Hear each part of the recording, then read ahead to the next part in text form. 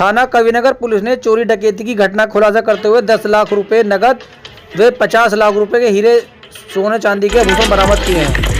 परी के यहाँ डकैती पड़ी थी, लोगों ने उस डकैती को अंजाम दिया था। कितने की डकैती थी और कितनी की रिकवरी हुई, कितने लोग आरोपी गिरफ्तार हुए? अभी 2 दिन पहले 7 तारीख को थाना कबीरनगर क्षेत्र में एक व्यवसायी के यहाँ रात 9 बजे डकैती की घटना हुई थी और इसमें उस घटना का एक खुलासा हुआ है। उसमें से 3 अभियुक्त गिरफ्तार हुए हैं और उनके पास से जो डकैती का माल था सब बरामद हुआ है। ये बड़ी घटना थी और एक स्टील कारोबारी हैं, उनके यहाँ एक नौकर जो चंदन था, उनका खुद का जो नौकर अपने 2 साथियों के साथ मिलकर इस घटना को अंजाम दिया था।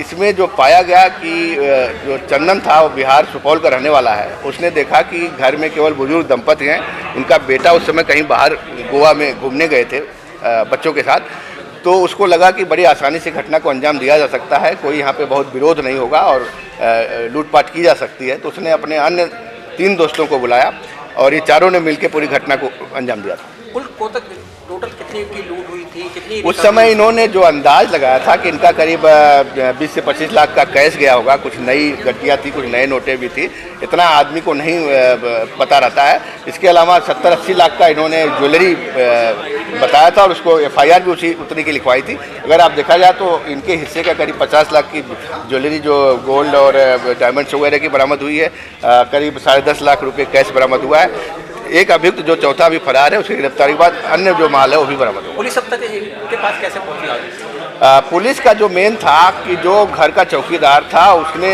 चूँकि जो वो बता दिया कि चंदन के साथ ये सब आए थे, चंदन जो नौकर था।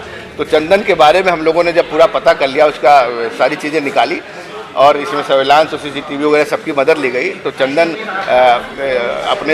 चंदन और उसके साथियों के नाम आए और बड़ी तत्परता से फिर हम लोगों ने उनकी गिरफ्तारी शुरू की। तो चंदन ने लूट की मुख्य वजह क्या बताई?